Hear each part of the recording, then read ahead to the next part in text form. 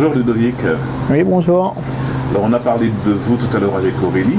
Est-ce que vous pourriez vous présenter et me dire comment vous vivez votre vie de couple? Moi, je m'appelle Ludovic. Je suis avec Aurélie depuis 3 ans. Et moi, mon couple, par rapport à la maladie, je le vis super bien parce que voilà, je l'aime.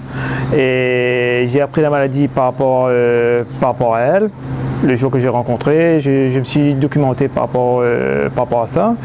Et je me suis dit que voilà, elle avait peur, beaucoup peur par rapport à ça. Qu'est-ce que ça a engendré par rapport à sa maladie en couple. Moi, je lui ai dit, tu sais, tout le monde a le droit d'être heureuse. Donc, pourquoi pas en laisser. Je me suis documenté et voilà. Et je vis super bien. Bon, c'est vrai que des fois, c'est un peu dur, mais l'amour est beau. Quand vous dites c'est un peu dur, qu'est-ce que c'est? Sur un peu tout, des fois l'envie de faire des choses, elle est fatiguée, voilà. Après je le respecte beaucoup parce que voilà, c'est quelqu'un de formidable et je la fais découvrir aussi. Moi, j'adore le sport. Je la fais découvrir aussi le sport parce qu'elle c'est une battante aussi. Hein. Donc voilà et voilà. Votre plus beau souvenir avec elle, c'est quoi? Tous les jours. Tous les jours? 3 ans, tous les jours. C'est l'amour, c'est surtout l'amour en fait qui compte. C'est l'amour, c'est beaucoup d'amour. Et je crois qu'Aurélie a quelque chose à vous dire. Ah bon?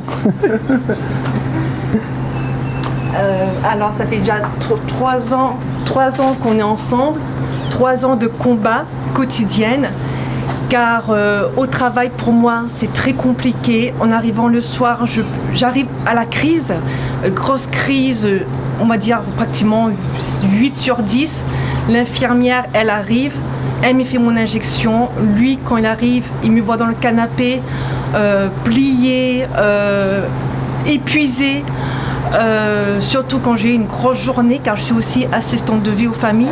Je m'occupe des personnes fragilisées, vieillissantes, handicapées. Et à ce moment-là, quand moi je fais des crises chez mes petits papis, mes petites mamies, je me retrouve dans leur cas.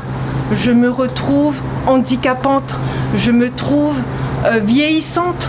Car dans ce corps jeune, j'ai l'impression que j'ai 80 ans. Je me vois au travers d'eux et on dit que des fois c'est pas possible, j'ai que 35 ans, j'ai envie de vivre, j'ai envie d'avoir un peu de répit.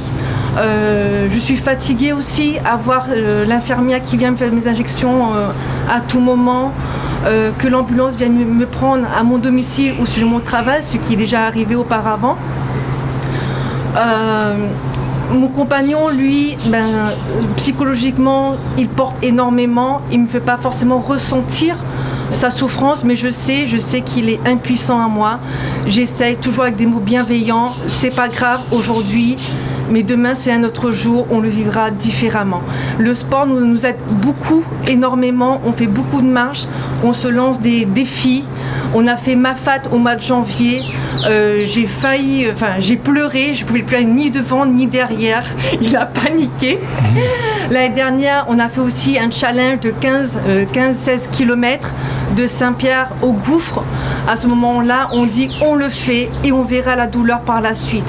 Vivre vraiment au moment présent et l'amour est là. L'amour est toujours là et je le remercie énormément pour son soutien quotidien, pour son combat avec moi.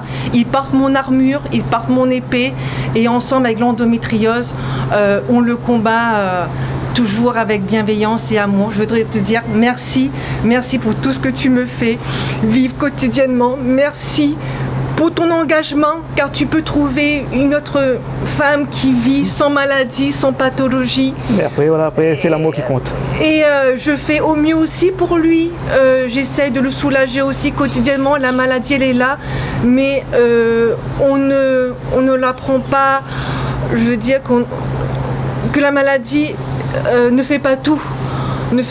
Il faut aussi l'être dans l'amour, l'être dans la paix, l'être en accord avec soi-même, malgré le cri du ventre, malgré ces martyrs. Je te remercie énormément de tout ton soutien. quotidiennement depuis 3 ans et je sais que pour nous, on relève le défi haut la main. Je porte aussi de l'espoir aux autres couples aussi qui ont besoin d'entendre que c'est pas forcément une fatalité. Apaisez-vous, soyez amour avec vous-même et vous.